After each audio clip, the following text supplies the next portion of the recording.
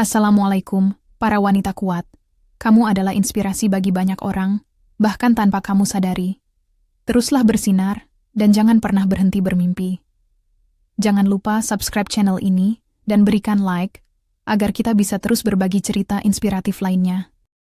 Aku, Shinta, adalah seorang wanita biasa yang berusaha keras untuk menjalani hidup. Setiap pagi, aku bangun sebelum matahari terbit, menyalakan oven di dapur kecilku, dan mulai mempersiapkan adonan roti. Bisnis rotiku dimulai dari dapur sederhana, ini beberapa tahun lalu. Awalnya hanya iseng-iseng, membuat roti untuk keluarga dan tetangga. Tapi lambat laun, pesanan mulai bertambah. Aku menyewa toko kecil di dekat pasar, dan kini bisnisku telah berkembang menjadi salah satu usaha roti paling ramai di daerah ini. Deno, suamiku, adalah pendukung utamaku.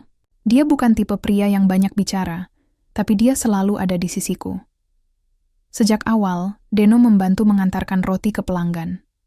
Dengan sepeda motornya yang sudah agak tua, dia berkeliling kota setiap hari, memastikan rotiku sampai tepat waktu. Kami saling melengkapi. Aku di dapur, dia di jalan. Meski kesibukan kami kadang membuat kami jarang punya waktu bersama, aku merasa hidup kami sempurna. Namun, semakin lama, semakin banyak tantangan yang harus kuhadapi. Toko rotiku semakin ramai pembeli, dan aku hampir tidak bisa mengimbangi permintaan. Pagi-pagi buta aku sudah harus mempersiapkan adonan, lalu bergegas ke toko untuk melayani pelanggan. Pulang ke rumah pun aku masih harus membersihkan dapur dan menyiapkan segala sesuatunya untuk keesokan hari. Aku lelah, sangat lelah, dan rumahku semakin berantakan saja. Suatu malam, saat aku duduk di meja makan dengan tubuh yang terasa remuk, Deno mendekatiku. "Shin, kamu terlihat sangat lelah akhir-akhir ini," katanya sambil menatapku dengan cemas. Aku hanya tersenyum kecil, mencoba menutupi rasa letih yang menggerogoti tubuhku. "Aku baik-baik saja, Den. Hanya perlu istirahat sebentar." Jawabku singkat, tapi Deno tidak puas dengan jawabanku. "Kenapa kamu tidak mencari pembantu? Kamu tidak bisa terus begini, Shin. Tubuhmu akan hancur kalau begini terus." Aku terdiam sejenak. Sebenarnya, ide itu sudah lama terlintas di pikiranku, tapi aku ragu. Mencari pembantu yang tepat tidak semudah membalik telapak tangan. Namun, melihat kondisiku saat ini, aku akhirnya setuju. "Baiklah," kataku pelan. "Aku akan mencoba mencari pembantu minggu depan." Beberapa hari kemudian, seorang wanita muda bernama Vina datang ke rumahku. Dia tampak polos dan sederhana, dengan senyum hangat yang langsung membuatku merasa nyaman. Vina berasal dari kampung, dan dia mengatakan bahwa dia ingin bekerja di kota untuk membantu keluarganya. Aku memberinya kesempatan, dan ternyata dia sangat rajin. Rumah yang tadinya berantakan kini terlihat lebih rapi. Vina juga membantu di dapur, meskipun aku masih mengontrol semua proses pembuatan roti. Untuk pertama kalinya dalam beberapa bulan, aku merasa lega. Ada seseorang yang membantu meringankan bebanku. Aku bisa fokus pada bisnis rotiku tanpa harus khawatir tentang rumah yang kotor atau pekerjaan rumah tangga yang tertunda. Deno pun tampak senang melihatku lebih santai. "Akhirnya kamu bisa tersenyum lagi," katanya suatu malam sambil memelukku. Aku tersenyum, merasa hidup kami kembali normal. Namun, aku tidak tahu bahwa ketenangan ini hanya sementara. Sesuatu yang gelap sedang merayap di balik bayang-bayang kebahagiaan kami, siap untuk menghancurkan segalanya. Beberapa minggu setelah kedatangan Vina, hidupku terasa lebih mudah. Aku bisa fokus pada toko roti tanpa harus khawatir dengan urusan rumah tangga. Pelanggan semakin banyak, dan aku mulai berpikir untuk memperluas usaha. Deno pun tampak lebih santai. Dia tidak pernah mengeluh soal pekerjaannya mengantarkan roti, meski jarak yang ditempuhnya semakin jauh. Namun, ada sesuatu yang mulai menggangguku. Entah sejak kapan, Deno sering pulang lebih awal ke rumah. Padahal biasanya dia baru pulang sore hari, bahkan kadang menjelang malam, tergantung jumlah pesanan. Sekarang, dia sudah di rumah sebelum jam makan siang, saat toko rotiku sedang ramai-ramainya. Aku mencoba bertanya padanya, "Kenapa kamu pulang lebih cepat akhir-akhir ini? Ada masalah?" Deno hanya tersenyum kecil, lalu menjawab dengan nada santai, "Tidak ada masalah, Shin. Hanya saja, aku merasa lelah belakangan ini. Lagi pula, Vina kan sudah ada di rumah, jadi aku pikir tidak apa-apa kalau aku istirahat lebih awal." Jawaban itu terdengar masuk akal, tapi entah kenapa, aku tidak sepenuhnya yakin. Ada sesuatu dalam nada suaranya yang membuatku merasa tidak nyaman. Aku mencoba menepis perasaan itu, berpikir mungkin hanya kelelahan yang membuatku terlalu sensitif. Selain itu, ada hal lain yang mulai kuperhatikan. Deno sering memegang ponselnya, bahkan saat kami sedang makan bersama. Dia akan tersenyum sendiri, tertawa kecil, atau terkadang mengetik dengan cepat. Saat aku bertanya siapa yang dia ajak bicara, dia hanya menjawab singkat, "Cuma teman kerja." Aku tahu Deno bukan tipe orang yang suka bercerita panjang lebar tentang urusannya, tapi kali ini sikapnya benar-benar berbeda. Ada jarak antara kami, sesuatu yang belum pernah kurasakan sebelumnya. Awalnya, aku berusaha tidak terlalu memikirkannya. Mungkin dia hanya stres karena pekerjaan, atau mungkin dia hanya butuh waktu untuk rileks. Namun, semakin hari, perasaan curiga itu semakin kuat. Aku mulai memperhatikan interaksi antara Deno dan Vina. Pada awalnya, mereka tampak normal. Vina membantu membersihkan rumah. Deno duduk di ruang tamu sambil menonton TV.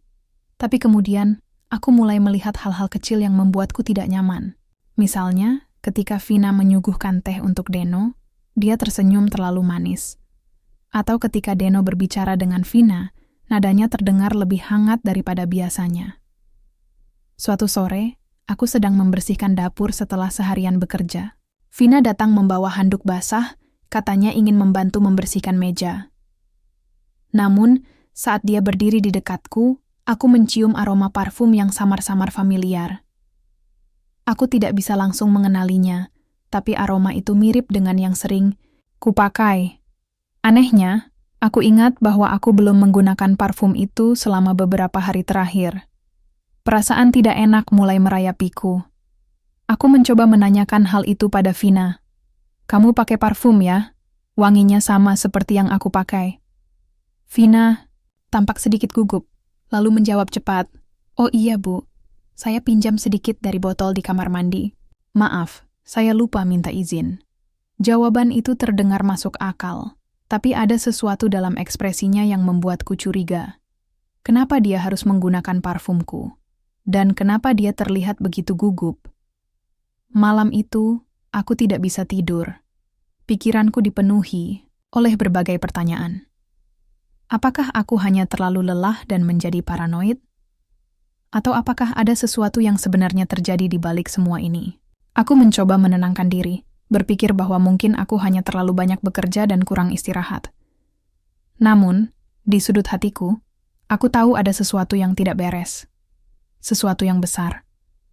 Dan aku harus mencari tahu apa itu, sebelum semuanya terlambat. Malam itu, aku tidak bisa memejamkan mata. Pikiranku terus berputar, mencoba menyatukan potongan-potongan kejanggalan yang kurasakan akhir-akhir ini. Deno yang pulang lebih awal, ponselnya yang selalu ada di tangannya, senyum Vina yang terasa, semakin manis. Semua itu seperti teka-teki yang belum terpecahkan. Tapi satu hal yang pasti, aku tidak bisa lagi menepis perasaan curiga ini. Keesokan harinya, aku memutuskan untuk mengambil tindakan. Aku sengaja datang ke toko lebih pagi dan memberikan instruksi kepada pegawai baru yang membantu di toko agar mereka bisa menjalankan segalanya tanpa kehadiranku. Setelah itu, aku diam-diam meninggalkan toko dan kembali ke rumah. Aku ingin melihat apa yang sebenarnya terjadi saat aku tidak ada.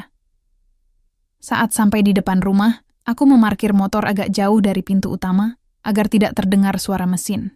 Dengan hati-hati, aku berjalan mendekati jendela samping rumah. Jantungku berdebar kencang, tapi aku mencoba tetap tenang. Aku tidak boleh gegabah. Aku harus tahu kebenarannya. Dari balik jendela, aku melihat Deno duduk di ruang tamu, tampak santai, sambil memainkan ponselnya. Beberapa saat kemudian, Vina keluar dari dapur dengan nampan berisi 2 gelas teh. Mereka berbicara sesuatu yang tidak bisa kudengar, tapi ekspresi wajah mereka membuatku merinding. Senyum Vina begitu lebar, hampir seperti dia sedang berusaha terlalu keras untuk terlihat manis. Sedangkan Deno, dia tertawa kecil, sesuatu yang jarang kulihat belakangan ini. Aku mencoba menenangkan diri. Mungkin aku hanya salah paham, gumamku dalam hati. Tapi rasa penasaranku semakin besar. Aku memutuskan untuk mengintip lebih lama, berharap mereka tidak menyadari keberadaanku. Tidak lama setelah itu, aku melihat sesuatu yang membuat darahku berdesir. Deno bangkit dari kursinya, lalu berjalan menuju kamar mandi di ujung lorong. Vina mengikutinya dari belakang, dengan langkah yang ringan dan penuh keyakinan. Aku terperangah. Apa yang mereka lakukan? Kenapa mereka masuk ke kamar mandi bersama? Rasa marah mulai naik ke ubun-ubunku. Aku mencoba menahan diri, tapi pikiranku dipenuhi oleh bayangan-bayangan buruk. Apakah mereka benar-benar melakukan sesuatu yang tidak pantas di sana? Aku tidak bisa tinggal diam. Aku harus tahu kebenarannya. Tanpa pikir panjang, aku mengeluarkan ponselku dan menelepon Pak RW. Suaraku gemetar saat menjelaskan situasi ini. Pak RW, maaf mengganggu. Ada sesuatu yang sangat penting. Saya butuh bantuan Anda sekarang juga. Beberapa menit kemudian, Pak RW dan beberapa warga lainnya datang ke rumahku. Aku menjelaskan apa yang kulihat, dan mereka langsung mengerti. Dengan hati-hati kami mendekati pintu kamar mandi. Suara-suara samar terdengar dari dalam, dan aku merasa tubuhku gemetar hebat. Ini adalah momen yang paling menegangkan dalam hidupku. Pak RW, kita harus membuka pintu ini, kataku dengan suara bergetar. Tanpa ragu, Pak RW dan beberapa warga lainnya mulai mendobrak pintu kamar mandi. Saat pintu terbuka, aku melihat pemandangan yang membuatku ingin menjerit. Di dalam kamar mandi, Deno dan Vina berdiri dengan pakaian yang sudah tidak rapi. Mereka tampak kaget dan malu, tidak bisa berkata apa-apa. Mataku berkaca-kaca, dan aku merasa dunia runtuh di hadapanku. Shinta, ini bukan seperti yang kamu pikirkan, seru Deno dengan nada panik. Tapi aku tidak peduli lagi. Aku tidak bisa mendengar alasan apapun. Bagaimana bisa kalian melakukan ini padaku? Bentakku. Suaraku bergetar karena amarah dan kekecewaan. Setelah semua yang telah aku lakukan untukmu, Deno, dan kamu, Vina. Kamu aku percayai untuk membantu di rumah, tapi ternyata begini caranya. Vina hanya menundukkan kepala, tidak berani menatapku. Sedangkan Deno mencoba mendekatiku, tapi aku mundur beberapa langkah. Jangan sentuh aku, bentakku lagi. Pak RW mencoba menenangkan suasana. Baiklah, baiklah. Semua orang tenang dulu. Kita harus bicarakan ini dengan kepala dingin. Namun, aku sudah tidak bisa menahan emosiku lagi. Cukup, seruku keras. Aku tidak mau melihat kalian lagi di rumah ini. Pergi, sekarang juga. Deno dan Vina mencoba membela diri, mengatakan bahwa mereka khilaf dan menyesal. Tapi aku tidak bisa menerima pengkhianatan ini. Dengan air mata yang mengalir deras, aku mengusir mereka dari rumahku. Warga membantu mengawasi mereka mengemasi barang-barang mereka dan pergi. Setelah mereka pergi, aku duduk di lantai, merasa kosong dan hancur. Betapa bodohnya aku selama ini, mempercayai mereka sepenuhnya, tanpa menyadari apa yang terjadi di belakangku. Pengkhianatan ini terasa seperti luka yang tak akan sembuh. Namun, di tengah kehancuranku, satu hal yang pasti. Aku tidak akan membiarkan mereka menghancurkanku sepenuhnya. Aku harus bangkit, meskipun rasanya sulit. Malam itu, aku duduk di ruang tamu yang sunyi, memandangi kekosongan di sekitarku. Rumah yang dulunya penuh dengan tawa dan canda, kini terasa begitu hampa. Setiap sudut rumah ini mengingatkanku pada Deno, pada kenangan-kenangan yang pernah kami bagi bersama. Tapi sekarang, semua itu hanya meninggalkan rasa sakit yang mendalam. Aku tidak bisa tidur. Pikiranku dipenuhi oleh bayangan-bayangan buruk tentang apa yang telah terjadi. Bagaimana mungkin orang yang kucintai dan kuberi segalanya tega mengkhianatiku seperti itu? Dan Vina, Wanita yang kuberi tempat tinggal dan pekerjaan, yang kuharap bisa membantu meringankan bebanku, ternyata menusukku dari belakang. Hari-hari berikutnya terasa seperti mimpi buruk yang tak kunjung berakhir. Aku mencoba melanjutkan hidup seperti biasa. Tapi setiap kali aku melihat ponsel atau duduk di meja makan, ingatan tentang pengkhianatan itu selalu muncul tanpa permisi. Aku bahkan sempat mempertimbangkan untuk menutup toko roti dan meninggalkan semuanya. Tapi kemudian aku sadar, jika aku menyerah sekarang, itu artinya Deno dan Vina berhasil menghancurkanku sepenuhnya. Dan aku tidak akan membiarkan itu terjadi. Aku mulai fokus pada bisnis rotiku. Dengan tekad yang kuat, aku bekerja lebih keras daripada sebelumnya. Aku bangun lebih pagi, mempersiapkan adonan dengan penuh konsentrasi, dan melayani pelanggan dengan senyum meskipun hatiku masih terasa berat. Pelanggan-pelanggan setia mulai memperhatikan perubahan dalam diriku. Beberapa dari mereka bertanya, apakah aku baik-baik saja? Dan aku hanya menjawab singkat, aku sedang melewati masa sulit, tapi aku akan baik-baik saja. Kehidupan pribadiku pun mulai berubah. Aku memutuskan untuk bercerai dengan Deno.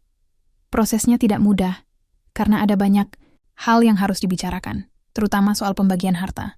Namun, aku bersikeras untuk mengambil alih rumah dan bisnis rotiku.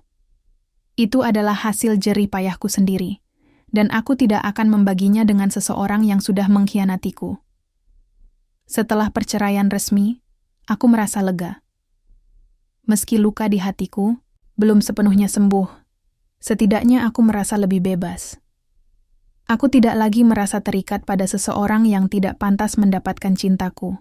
Aku mulai belajar untuk lebih menghargai diriku sendiri dan apa yang telah aku capai. Toko rotiku semakin ramai pembeli. Banyak pelanggan baru datang, termasuk seorang pria bernama Raka. Dia pertama kali datang ke tokoku beberapa minggu setelah kejadian itu. Awalnya, dia hanya memesan roti untuk sarapan. Tapi lama-lama, dia mulai datang lebih sering, kadang-kadang bahkan 2 kali sehari. Raka tampak berbeda dari pelanggan lainnya. Dia selalu tersenyum hangat dan menyapa dengan sopan. Kadang-kadang, dia membawa bunga atau coklat sebagai hadiah untukku. Awalnya, aku merasa canggung dan tidak yakin bagaimana harus bereaksi.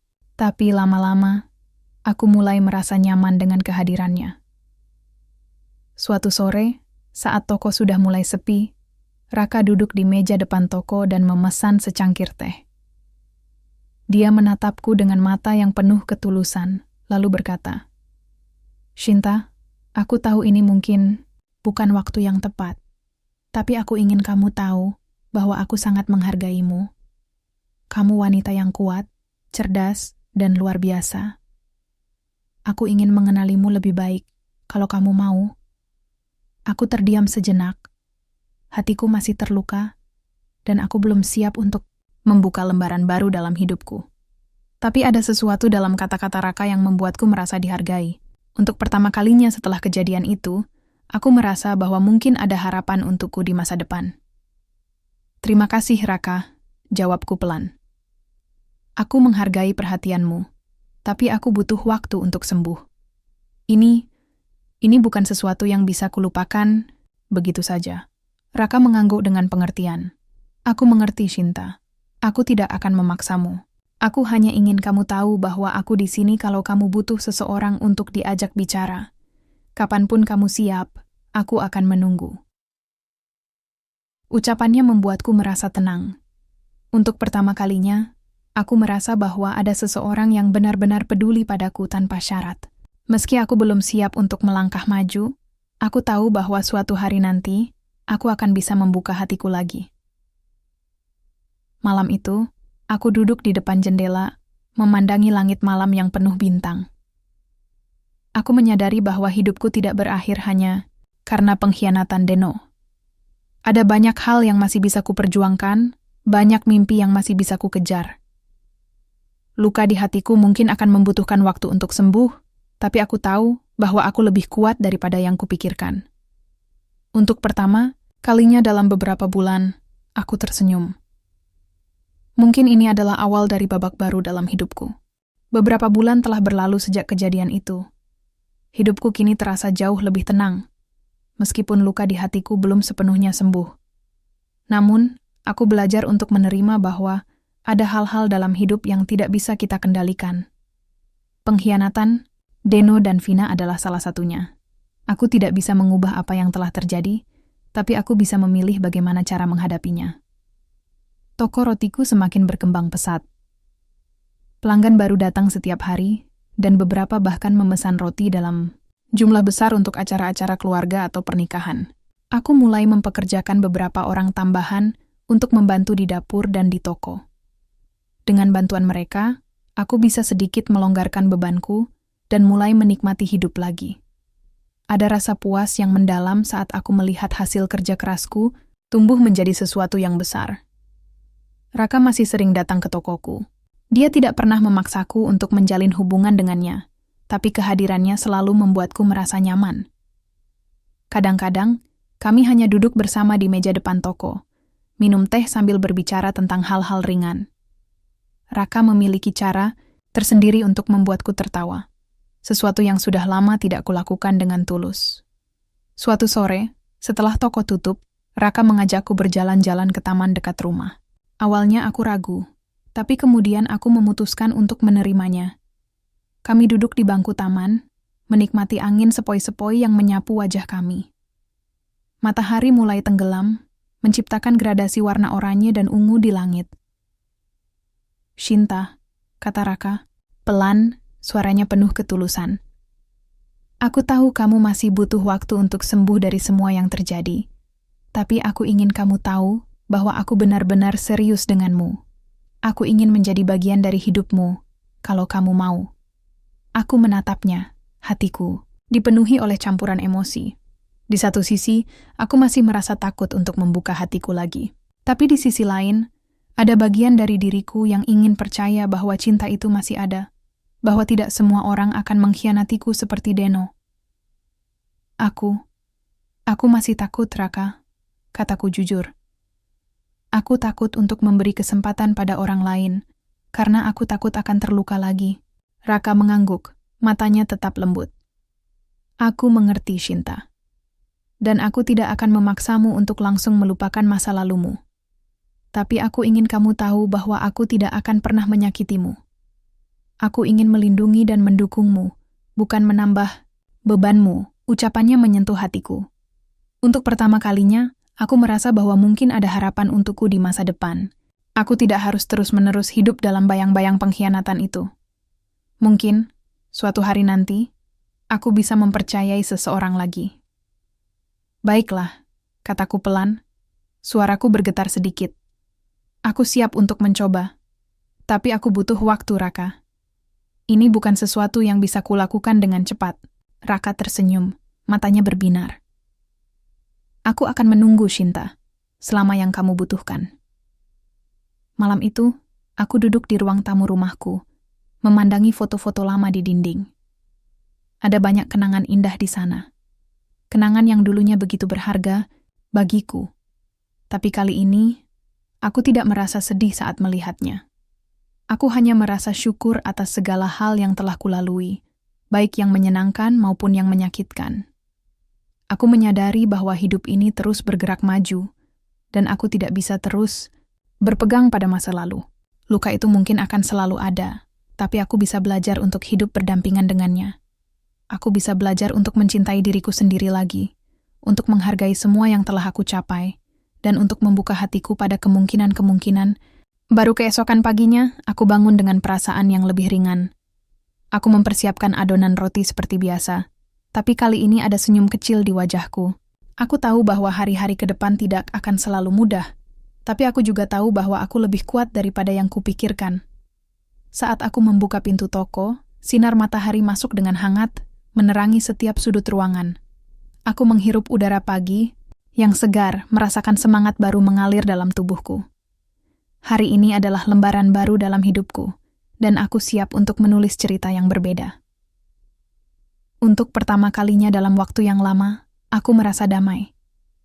Meski luka-luka lama masih ada, aku tahu bahwa aku bisa bangkit dari semuanya. Aku bukan korban dari pengkhianatan itu. Aku adalah wanita yang kuat, mandiri, dan pantas mendapatkan kebahagiaan. Dan mungkin, suatu hari nanti, aku akan menemukan cinta yang sebenarnya. Cinta yang tulus dan tanpa syarat. Sampai saat itu tiba, aku akan terus melangkah maju, dengan kepala tegak dan hati yang terbuka.